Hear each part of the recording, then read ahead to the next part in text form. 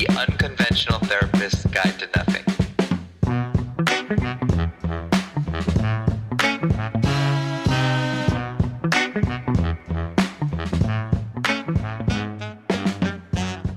Hey, what's up, everybody? This is Dave, and I'm joined here with Greg, and we are your unconventional therapists. And this is just another guide to nothing.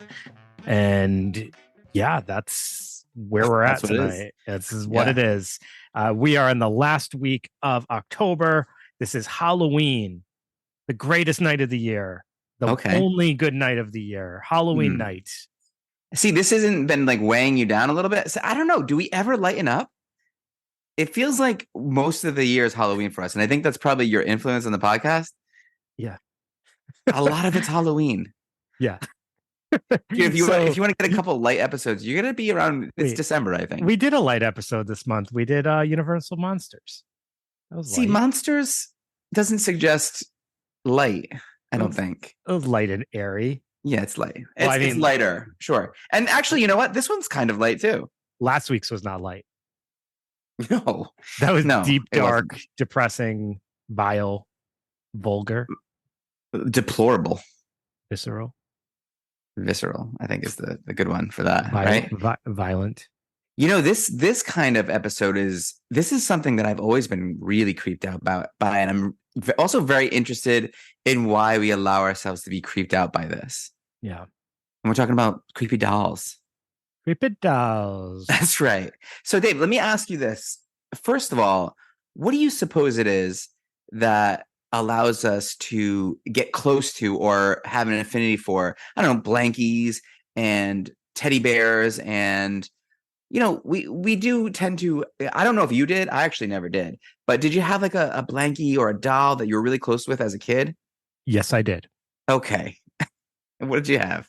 I had a pound puppy named Spike. And I had a smaller pound puppy. Was it gray? Was it light gray? No, it was light brown. Okay. And a smaller one that I can't remember that one's name. I had a lot of stuffed animals as a kid. I was a big stuffed animal guy. Well, and you were close to them, right? You're like your little friends. Yep.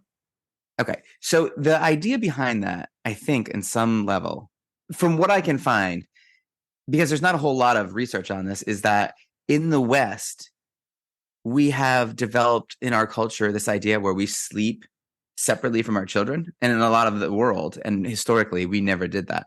So when you do that, you create a void that the child still wants to be close to something. So they become close to their blanket or the little stuffed animal that you put in there with it. It's an interesting concept, right? So that's just a West Coast thing?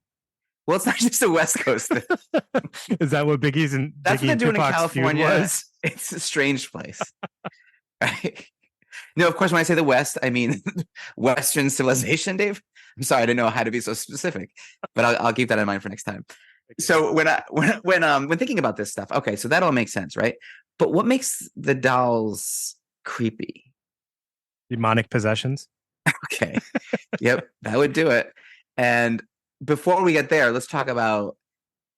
I guess it has something to do with. Well, if you started with episode 1 with us, you could probably understand that. You know, our brains detect and pay attention to people's faces, right? I knew my initial thought when we were getting into this was like, I feel like we're going to end up referencing Uncanny Valley. How do you not, right? Right. Or Jaws when they talk about a doll's eyes. Am I right or am I right? You know what I'm saying, right, guys? You're right.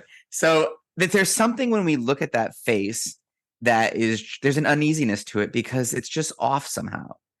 So we're like, our brain is looking at it and it's saying like, it's recognize a face.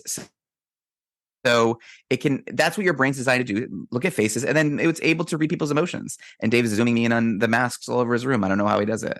No, do you see, I have a ventriloquist doll up there. Yeah. We're going to have to get into right next to the Ouija board. I don't know how you sleep at night. I really don't. I totally forgot about that doll, actually. Yeah, no, it's these like little human lookalikes. It's definitely the eyes are weird, Uncanny Valley, but we're going to talk about 2 very specific dolls. And I think I'd like to go first because you know that I've been dying to talk about this since episode 1, and here we are, episode 80 something. And let me ask you a question. Okay. All right. Well, tell them what doll you're going to talk about. Then let me ask you. I'm going to talk about Robert the doll. Okay. What is your connection with Robert the Doll? Because you are right. You have been talking about Robert the Doll since I met you. We were in grad school, and you just look at me like, "Yeah, you hear about that Robert the Doll?" yeah, I yeah. don't No, even know you. so I'm glad you asked, Dave. I don't know if that's like a prompt or anything, but it feels pretty organic. When I was in the Navy, I spent a lot of time in Key West, and some old woman on the street sat with me and told me the whole story as we're sitting across from 534 Eaton Street, which is in Key West. And it's just this beautiful Victorian home. And she said, like, up in that window, way up in that little attic, that's where you would see Robert and Eugene playing together. And it's this crazy story. Did you know this lady? No, That's amazing. I know. And you're in Key West. It's warm. It's beautiful. And then it's like there's this underlying darkness there. It's weird. Like Hemingway committed suicide there, and there's Carl Tanzler. Carl Tanzler. Remember that guy who was sleeping with the dead lady for 7 years? Key West. There's something going on there. And so I mean that's the little story I got over there. Is that where key lime pie comes from? It is where key lime pie comes from. At least I don't know if you. No, it does. It does. It's a big thing there. And you're 80 miles from Cuba. It's the southernmost point of the United States. Imagine. So that's fun, right? That's interesting. That's just a random fact. That's geography. Imagine that, right? I don't even know what to do with that information. You want to hear about this doll, Dave? Let's do it. All right. Let's give the people what they really want. Let's give them what they want. Thomas and Minnie Otto, right? This well-off family, well-traveled. They live at the house I mentioned, 534 Eaton Street.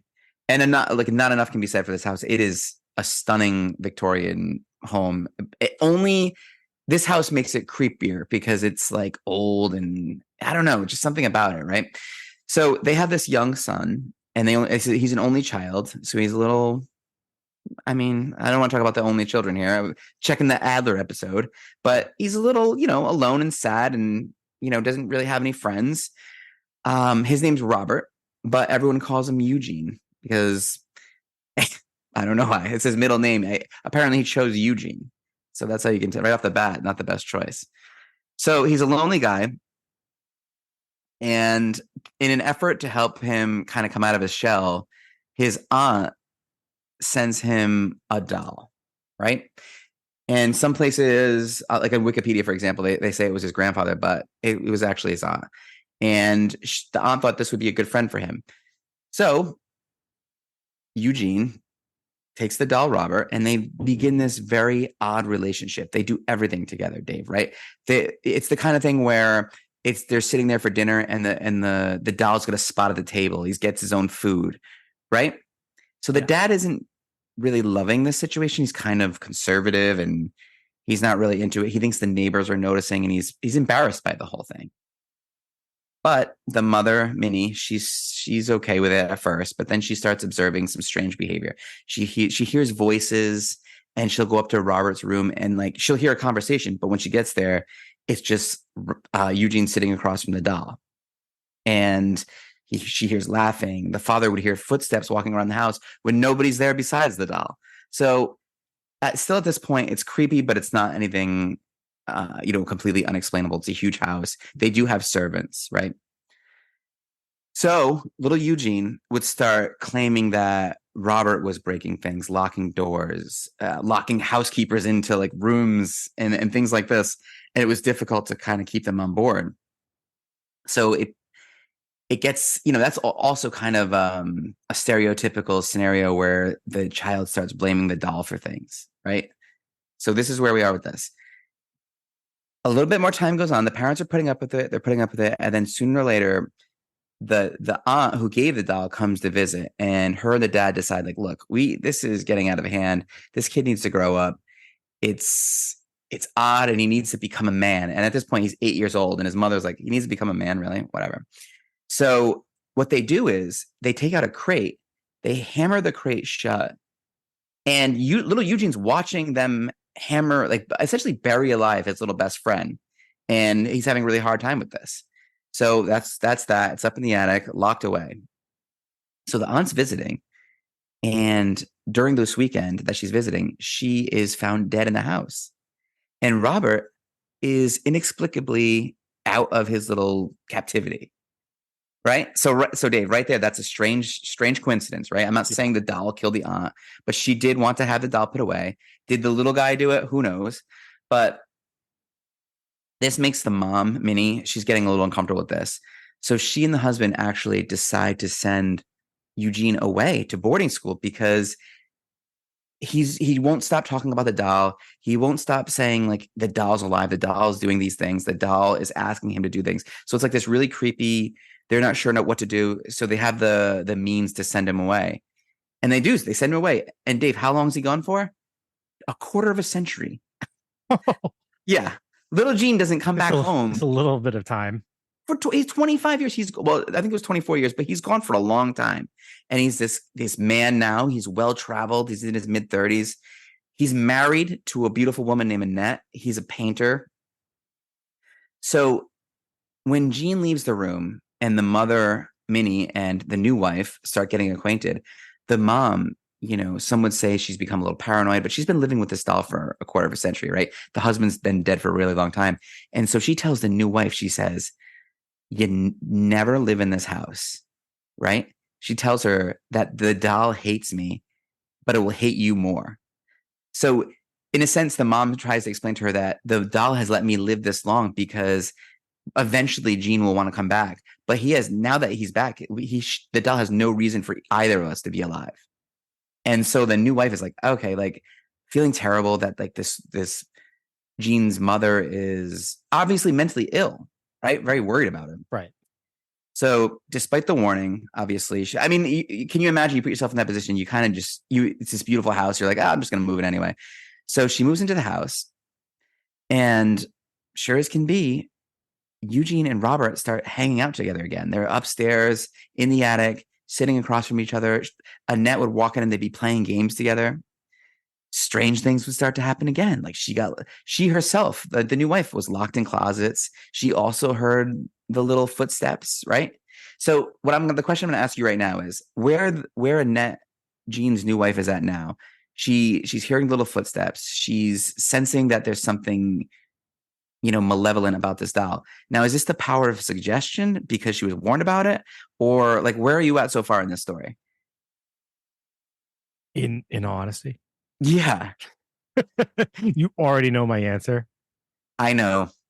The power of suggestions are a powerful thing. But who knows? Maybe there is something going on here. Well, that's, and we'll talk about that. I think that's an important concept, like how this doll is becoming, quote unquote powerful, right? It's just like when we talked about in the voodoo/hoodoo episode, which is one of the theories about how this doll came to be. Maybe it was a voodoo doll of some sort, right? Yeah. But when does voodoo or hoodoo have its power? It's when you believe in it. Once you believe that this doll could be walking around the house, then it's got some real power, right? So the new wife, she tries to destroy this doll like in various ways, but it never worked. She ended up living with the doll, having meals with the doll, just like he did when he was a kid, for years and years and years until, Gene's death. And this doll is still around. It's still around. When Gene died, it was locked up in the attic for, God knows how long. And when the new owners got it, they found the doll. They had heard the stories and they were like, oh my God, this must be the doll. And now it's in a museum. But when people come into the museum, they take pictures of it or they say something rude, they are cursed. Like something terrible happens to them. And all over the display of the doll, there's all these letters saying, I'm so sorry, Robert. Like we shouldn't have said anything about that. Like, it's just this strange thing that to this day, people believe that this doll has some kind of power. So here's what that sounds like. People go in with this preconceived notion about this doll being whatever. And they say something rude, something bad happens as guess what? Inevitably something bad happens to all of us. Mm-hmm. Our life is never just a series of positive events. There's always going to be something bad. And then they immediately like connect that to, I said that thing to Robert the doll. And then that becomes the new story. there is something strange here about the connection between Eugene and the doll, though, right? Like, what's that about? He's even as a grown man, he comes back. He's like putting this doll ahead of his mother, ahead of his new wife. Like, it's almost like this situation where the doll stays, you go. If you want to leave, leave. But the doll, this is my best friend. Yeah. Well, He connected with that doll in a way, like that doll became important to him. Like obviously it replaced people, or it had some kind of meaning to him because it must have served a purpose for him. So yeah, the like, doll was there for him and no one else was. Right? exactly. And he like over related to it, I guess, or gave it its own persona, like we talked about in the Imaginary Friends episode. Yeah. Well, is this just an episode of us going back and talking about all of our previous Greatest episodes? hits. Yeah. But like in the Imaginary Friends episode, we kind of talked about that. Like in times where you need someone to be there, you like create that in your mind. And it sounds like almost like the Billy Milligan episode, yeah, where you know, Yeah. if your personality isn't getting what it needs, it might have be able to bring something up to replace it. And in this case, it's external in the doll. Yeah, I think there's something to that, but I also think there's a reason why this doll has legs, man. And I mean, for lack of a better word, right? Like this longevity. People have been talking about this doll for a century, over a century. So I don't know, why does this doll have more? How is it stored in the place it's on display? It's similar to the doll that you're going to talk about, the way it's in a glass case behind glass. Yeah. Okay. But and it's still able to attack even behind glass. It's still able to have its power. Right. Whatever. Or, but here's the thing, right? It does have power because if I go in there, in order to take a picture, you have to ask permission. That's the rules. So if you want a picture with the doll, Dave, I think, you're going to ask permission, aren't you? And I'll just be pranking people from behind the case going, yes.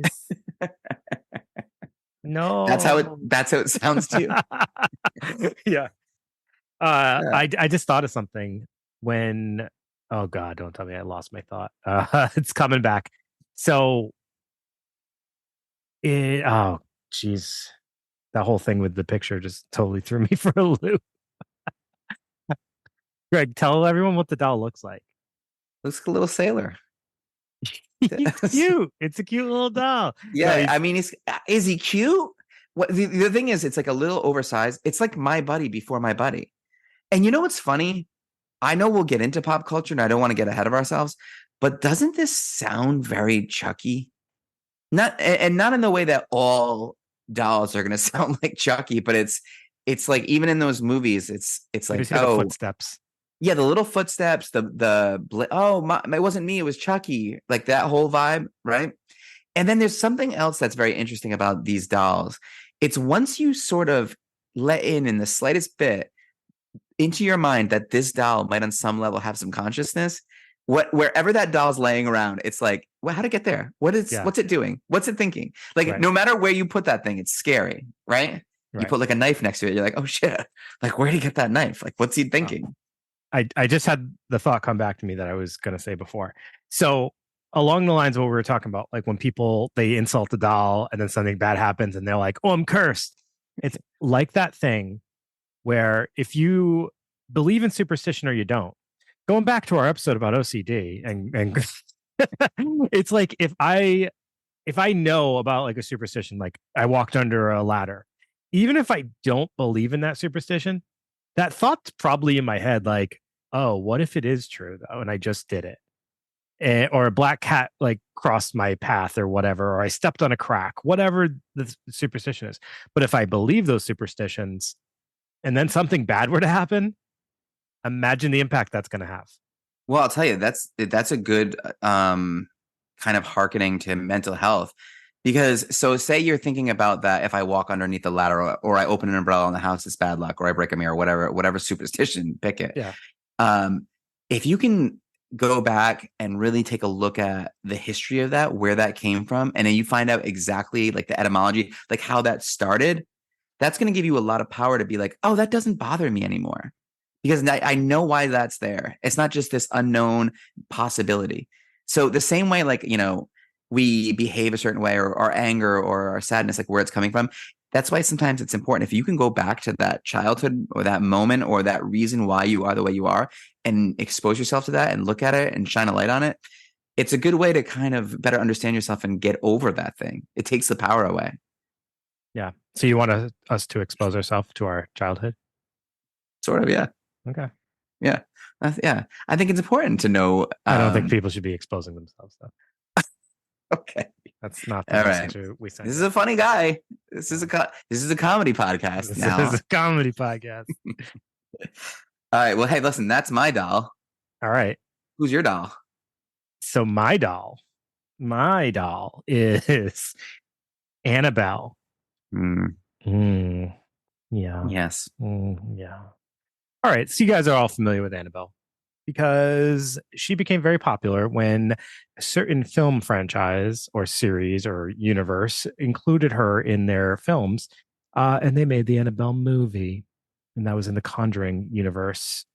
So based on true events, possibly. The actual Annabelle doll. So in the movie, she is like a porcelain, I don't know, weird looking doll. Yeah, like in a real doll life, nobody would ever have. nobody would ever have it. It's weird looking and Yeah. not cute. Horrifying. And to me, the doll in the movie is silly looking. In real life, it's actually a Raggedy Ann doll, which I think is actually creepier because it is something that most of us remember from our childhood. So it's familiar, and which could make it a little creepier, I think, to think about it coming to life. So Raggedy Ann dolls, they were patented in 1915. They actually were created a few years prior. They were involved in like a story line, I guess, and then the doll itself was patented in 1915 because they realized, well, we're onto something here. Its kind of markers are that it has red hair, like red, what would you call it? Yarn hair, yep. And a red triangle nose. And she usually wears like a blue dress, right? Or some kind of dress. Yeah. All right. So a woman named Donna receives this antique doll from her mom. It's gifted to her. Donna lives with her roommate, Angie, who also has a fiance, I believe. His name is Lou. Both Donna and Angie are kind of excited. Well, they say they're excited. I think that's just storytelling. They both have childhood memories of the doll, so they're comfortable with the doll being there, and they kind of like it. Donna and Angie are actually both nurses. They end up working at a hospital together at some point. They work like a 4 to midnight type shift. So it sounds like breakfast times might have been like when they would come together, but also working similar schedules. They'd leave the house together, come back together, things like that.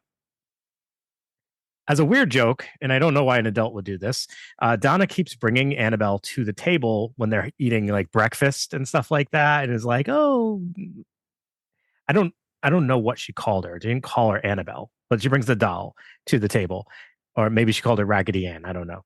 And it's like, oh, she's gonna eat with us. Like, what adult is saying that like on a more than one time occasion? But it sounds like she took her to the table several times, and then one day, the doll lifts her arms and puts them on the table. Whoa. Like in front of both of them. All right. I had never heard that. That's kind of like the first identified movement of the doll, from what I understand. As they go along, like I don't really know how you just move on from that. This is where a story has gaps, right? Yeah, like exactly. Like there's something going on here. They notice that the doll appears to be able to move on her own as like they find her located in like different places than they left her, which I guess if that actually is happening, you would probably explain it away in your mind, right? You'd probably be like, oh, I must have forgot that I put her over here, or maybe Angie brought her over there or something like that. Or they find her in different positions. One of those positions, which was kind of weird, was she was left in a bedroom, but when they come home, they find her in the living room kneeling. Ooh. And I guess at some point they must have been trying to like explain how that happened.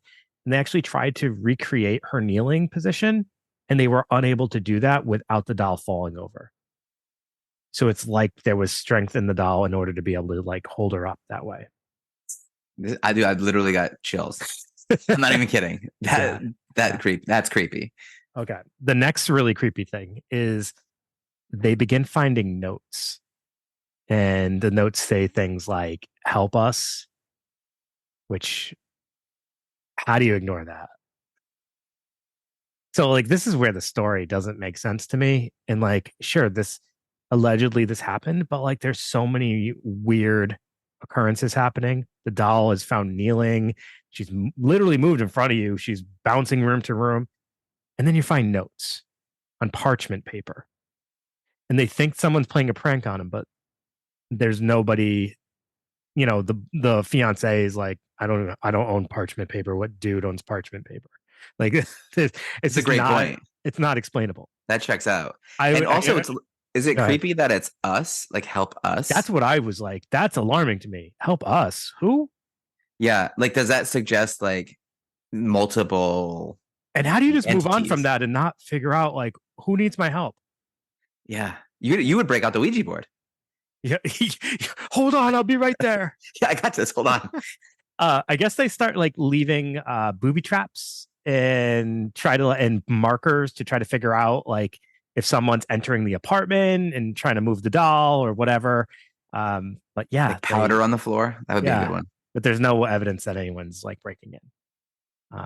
At one point, they actually even find drops of blood on the doll. Yeah, on the back of the hands. But there's been no, at this point, there's no like malicious behavior happening. It's all pretty benign, simple stuff. So Yeah. they just, go ahead. I don't know. It doesn't feel benign. And maybe it's because of like we know that there has to be like this insidious, nature to this doll, but all that seems really almost like weirdly religious and scary. Sure. Yeah, it does. It feels like something for sure. So they bring in a medium, and the medium informs them that there was a little girl named Annabelle Higgins who died on the property. And if I remember correctly, is like her body was found in like a field behind the property or something like that. But anyways, this is what they're informed. And the ghost of the little girl liked the attention of the girls. And I guess it was almost like she was being playful, like moving place to place as like a game. And the ghost says she's lonely and wants to be loved.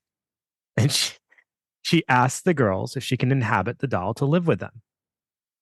So like any rational everybody adults, knows that you leave that alone. No, they say yes, like any rational adult would, right? Greg, wouldn't you say yes if a doll asked you, "Can I inhabit this doll and live with you, Greg?" Maybe before I knew you and I knew all the rules of like how dolls get possessed or whatever. Like you can't. Nothing's allowed to inhabit anything. Anytime something no inhabiting. No, I'm very against. Well, that. let me ask you this. Yeah. The other option is to say no, and then see what it does. Do you maybe say yes out of fear? No, I say no. No, it's like go somewhere else, doll. Yeah, ghost doll. Get out of here. All right, so, all right, this is really when the issue happens, right? So from here, things get worse, and what happened is they really didn't like invite a ghost spirit to of a little girl to inhabit the doll. What they actually invited was a demonic presence. Yeah. And apparently, and this, again, all this, I mean, I'm reading different sources and I'm hearing different stories. What I understand is there actually was no Annabelle Higgins, and it was a demonic entity that was there and was becoming more powerful. You're like gaining the trust of the women. I'm a little girl. Help me out. The doll was a catalyst, I guess. Is that what you would say? A stepping stone to what it was really trying to inhabit. Okay. So the fiance really starts to become more of like the target. And he starts to have vivid nightmares of the doll attacking him. And then one day he's taking a nap and he wakes up to the doll staring at him and starts to get the feeling like he's being strangled. He ends up with some deep scratch wounds on his body, on his upper body. And I think it was 7 claw marks that were clawed at his chest, and his shirt was all bloody. So the Warrens, Ed and Lorraine, If you aren't familiar with them, they are out of Connecticut. They are two I think Ed is like one of the first like demonologists, isn't that Well, true? he's the only demonologist that isn't ordained by the Catholic Church. He's the only non-ordained demonologist sanctified by the Vatican. Interesting. Very interesting. Yeah. So they are widely known for being involved in cases, and we referred to them, another throwback to an episode, the Amityville Horror episode that we did, where they came into the house because of the alleged demonic possession in there. So they're involved in this case, as you would know if you've seen the Annabelle movies. And they end up calling a priest to perform an exorcism on the apartment, and they were the ones who end up coming to the conclusion that the doll was it was actually like a demonic presence in the doll, and it was trying to ultimately attach to possess a human. So they're the ones who are able to kind of come to this conclusion, and they took an interest in the doll, and they decided, they were gonna keep it. Here's an interesting story though. On their drive home, they decide to avoid all highways, a power move that only a true demonologist would know to do. No, you because lost me. if there's any trouble on the road, you don't want to be on a highway because that could be super dangerous. That's true. And apparently it was a rough ride home. And they at some point had to sprinkle Annabelle with holy water to calm it down. So we're not really sure what happened in that car, right? That's, we just have to take the Warrens' word for it that it wasn't safe. Yeah. The thing is complicated with them though too, right? Because they did gain a lot of notoriety from these stories. There's not a lot of actual physical proof of the stories, right? Yeah. There's a lot of like hearsay and alleged, and this is where, and we referred to in your story, they take it to their occult museum that they have in their house, and it's locked in a glass case there. So according to what I've heard, when it's locked in a glass case, it is safe. However, and I don't know how this works, because I've heard that since it's been locked in the glass case, apparently nobody's been harmed by the doll. However, then I heard this contradictory story, so I don't know how this fits into the whole thing. About, it was like a guy and a girl. It's a couple. They go into the museum and they ignored the warnings that you're not supposed to taunt the doll. And I guess the guy starts taunting the doll. And then on the ride home, he dies in a motorcycle crash. And his girlfriend that he's with survives the motorcycle crash. And she said something about right before they died, he was talking about the doll. Yeah. That's wild. I mean, coincidence, most likely, obviously, but very creepy. I also heard that there's like on the glass that the doll is kept in, there's like maybe like a specific prayer that is almost like I don't want to say spell, but like it's something that keeps the doll, like it can't pass that because of the prayer that's attached to it. Isn't that kind of interesting too? I wonder if that happened after this motorcycle thing. See, I don't know. This is that, and that's like, I shouldn't even say that out loud. I also heard a story about a priest who at some point asked to like hold the doll or see the doll, and then when he gets the doll, he goes, you have, like, he says something along the lines of, you have no power, and throws the doll across the room. You're nothing but a doll, or something like that. Oh, no demon is stronger than God, and like throws the doll. And then that priest, on his drive home, his car ends up losing control. I do believe he survived. I think the motorcycle person is the only person to actually die. So there's deaths related. Like these dolls are both like death adjacent. Like things happen. There's deaths that they can point to as a result in some way of these dolls, which is wild. So, and here's the thing. It's like I said, a lot of these stories and the tales are alleged. Yeah. I mean, you research the true story of the doll, and then you read allegedly these things happened, right? So take it for what it is. But here's the interesting thing. I love this idea. I know that I'm supposed to be the one that believes all this stuff. I know that Mhm. that's true. And I know I'm super skeptical. So like I'm kind of a contradictory person myself. But like I actually kind of love the idea of the power of suggestion being so powerful. I think that's pretty amazing. If this is all coincidental, that a person who ends up in a motorcycle accident feel like the person that's with them feels like this was caused by this doll when in actuality that could have been a total freak accident. Or maybe it wasn't. Or maybe it wasn't. And it could just be the way that the doll, because of himself, like just shifted the way he was thinking a little bit. Like maybe it like was occupying his mind in a different way. How was he driving his motorcycle? Was he driving it as cocky as he was living his life? I mean, who goes into a museum, an occult museum, and taunts a doll? Zach Baggins. Speaking of Zach Baggins, I think he owns Annabelle now. Isn't Annabelle in the Zach Baggins like occult museum I in don't Vegas know. now? He's So just like he has he's like he has abusing it. well Stealing it. he has this giant museum, I guess, in Vegas, and he's got like everything that we talk about here. He probably has in there. He's got like murderabilia. He's got paranormal things like this. I think he has Annabelle there. Wow. I could We're be gonna have wrong to by look it up. that because um, I don't. I can't verify that for sure, but I'm almost positive I've heard that.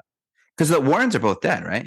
They're both dead. Their son has been doing some stuff at their home as far as like, but I think he had to take a hiatus because I think the town is giving him a hard time. So I don't know where the home is standing as far as people being able to visit. So yeah, I don't know. It's kind of in a, I guess before it was a lot easier to be able to like visit and do tours and meet the Warrens. They were kind of accessible. I know a ton of people who have like gone to their home and met them. I wish I had kind of been more into this when they were alive because I would have loved to have seen this stuff, but Well, I'm actually not in glad the you books. weren't. I think it's for the best. You think so? Yeah, you don't need to mess I with them. wouldn't have taunted that doll. I know. I know you wouldn't have, but better safe than sorry. That's what I always say. So let's talk about these dolls and a little bit of pop culture because I have like a little pop culture nugget that I think you're gonna like a lot. Okay. Have you ever heard of Charlie McCarthy? Like it's like the original ventriloquist dummy. So, well, it's not the original. That's not true at all. But I would say one of the most like vaudevillian, most popular one. This guy Edgar Bergen, he was, top of the line ventriloquist, right? In fact, like these people that were doing this kind of stuff, like throwing their voice into these dolls, a lot of people were like, "Is this the occult? Is this some kind of weird magic thing that's happening?" They were this kind of good at it. And Edgar was, remember the show Murphy Brown? Yeah. So that's Candace Bergen. That's his daughter. And she talks about her father and this doll and how the doll had a better room than she did in the house. And when the father passed away, he didn't leave her any money, but he left the doll 10 grand. Yeah. He treated the doll better than his own kids. So there's this weird, odd connection between the dolls and people sometimes that I can't really wrap my head around. I can never picture myself giving the doll like does he feel like he owes the doll something? Without the doll, he doesn't have a career. And is that superstition? I don't know. Does he think there's something to the doll? Did he pray? I don't know. Does he think there's something? And we'll never know. That's the greatest part of that. Yeah. Never. What about the Twilight Zone episode? Like the dummy, the Goosebumps dummy, the talking Tina and the Twilight Zone episode. Like people are freaked out by dolls. Yeah. And of course, they really are. I'm like unsettled by the ventriloquist dummy, especially when you look back, sort of like the turn of the century into like the 20s and 30s. Like these things were weird looking, right? And just scary as hell. Like who's laughing at that stuff? And when you see clowns, like the stuff that they were like putting on, the shows they were putting on for kids, it's like, what the hell were kids like back then? Terrified. Just scared. Like they're like, oh, they're having a blast. But you know why to us that looks so terrifying? Think about how cutesy like animation has gotten. Like, just all right, just think about like what even like Japanese anime style cartoon, like starting from like Pokemon to like current day, everything's got those big bubble eyes and like little rosy cheeks and like a little twinkle in their eyes. Like so much of our cartoon style that's become so popular is very cutesy. And back then that didn't exist, obviously. Yeah, because when you make it cutesy, you're moving it out of Uncanny Valley territory. Mm. You're taking Exactly. you're taking Yes. it further away from humanity. They're trying a little too hard with these weird wooden dolls. It's a little too close for comfort. So it was like literally making little wooden people. We're going to make them look like people because that's what they are, right? Their little dolls are people. They're supposed to be replicas of people. Yeah, it's reminding me of this thing that I didn't research at all, but there was this Russian guy who was a doll maker, and he was so obsessed with dolls that he started robbing graves and like keeping corpses inside his house as like companions. Oh, that makes sense. It makes perfect sense, doesn't it? Also, there's one other story. There's this guy, he abandons his family and to live alone on this deserted island. While he's doing this, he finds there's like a body of a girl like floating downstream. And next to the girl, there's a little doll. And for whatever reason, he felt like this doll was haunting him because like I don't know if he thought maybe the girl that was, you know, that had passed away is inhabiting the body of the doll or whatever, but he thought this doll had some kind of consciousness. So he took care of it as if it was a little human.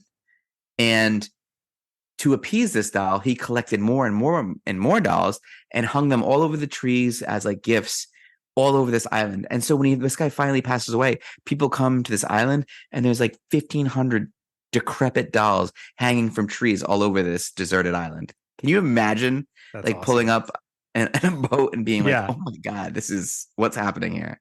What's your take on mannequins? Well, I don't know. If you're talking about the 1980s Kim Cattrall mannequin, I mean, I like that. But no, mannequins are just as creepy. Can you imagine being in a department store? You all, for whatever reason, you accidentally get locked in there. The lights go out, and now it's just you and the mannequins. No, thank you. All right. Two things. Like what I was actually thinking of. Have you ever seen the movie Maniac?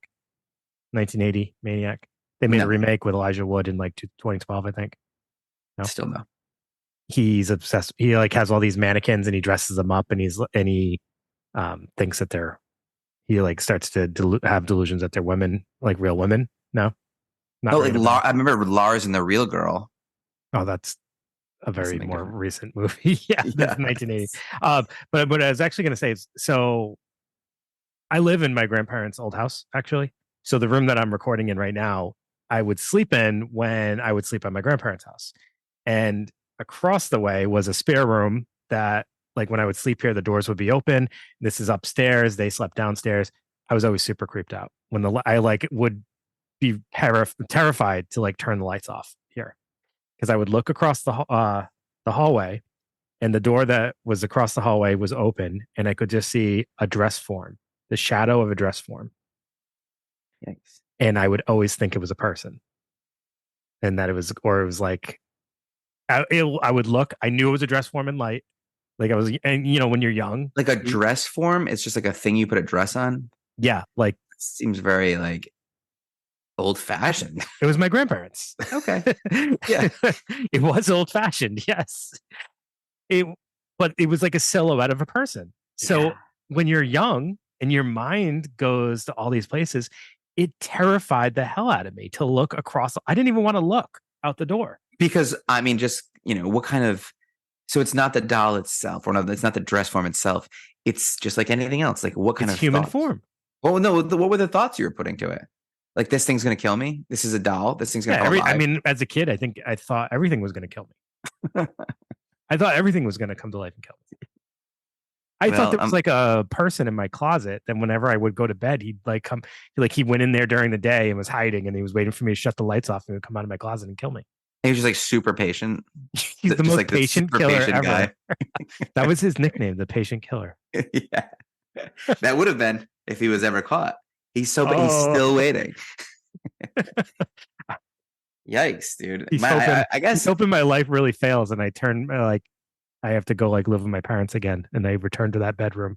Oh no. I was like that when I was a kid too, where I would, and my protection would be to pull the blanket over my head and just have this little, I would look almost like a nun, where just my face from, just like my eyes, my nose, and my mouth would be peeking out of the blanket. Everything else would be covered up. Nice.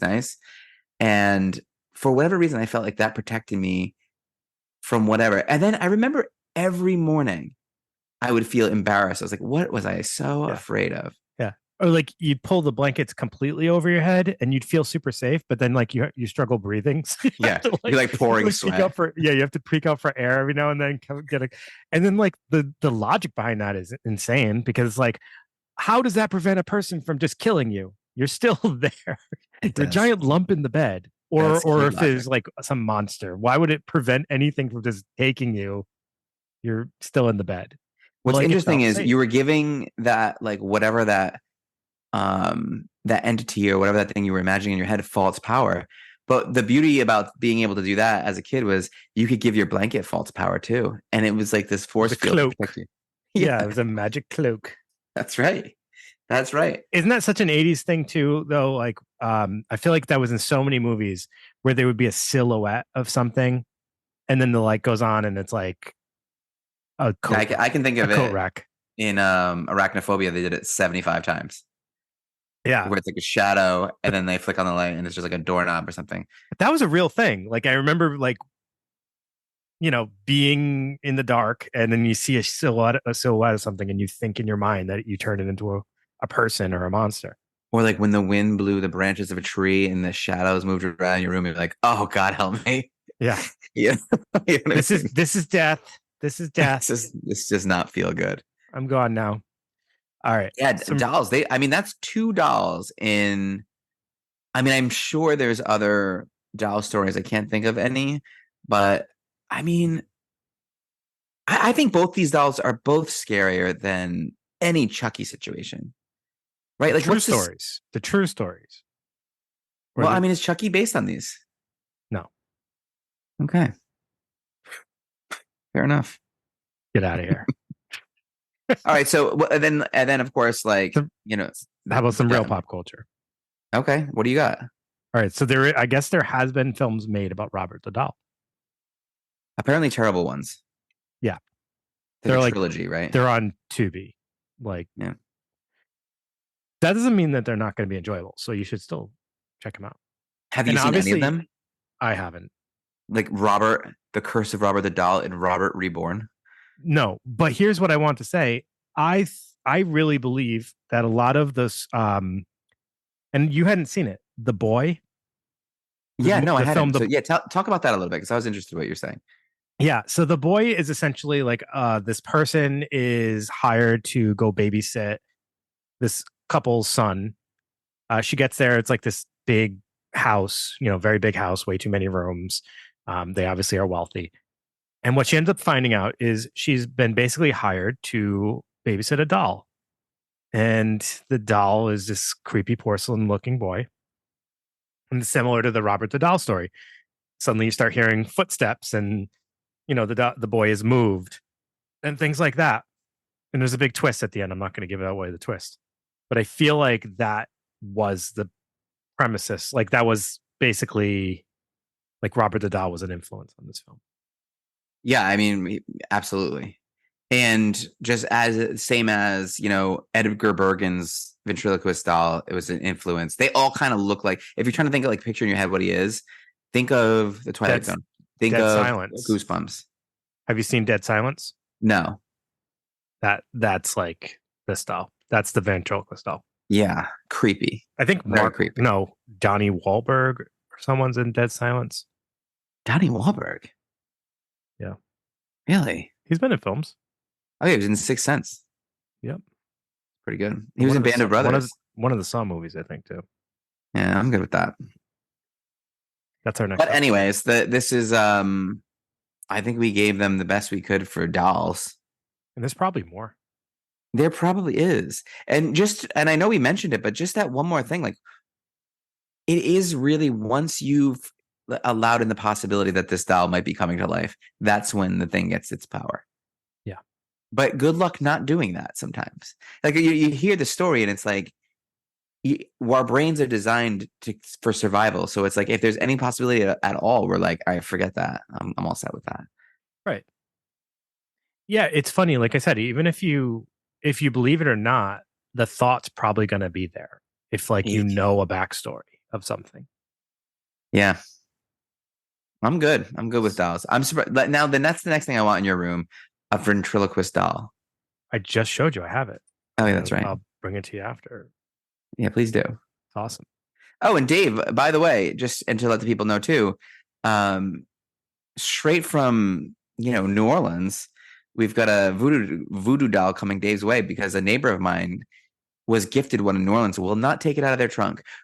And I didn't want to tell her, but I feel like that's the most dangerous place for it to be. You're driving on the highways. Yeah. I hope you're staying off the high road. The Warrens would warn you never to do that. Yeah. And where is your holy water?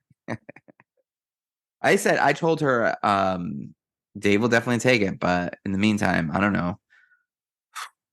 Don't give it, be nice to it, I guess. Don't taunt it. Don't taunt. Don't put it in a glass case and taunt it. No, just lock it in the trunk for months on end. Yeah. Yikes. And taunt it in there. All right. So that was part 1 of our 6-part doll episodes. Yeah. That will take us all the way into December. I know. Isn't it kind of a bummer? Halloween. That's it. That is it. So here we go. We go into November, a time of thankfulness. Turkey and veterans. Yep. And football. Yeah. A good time of year. It's that, You like food.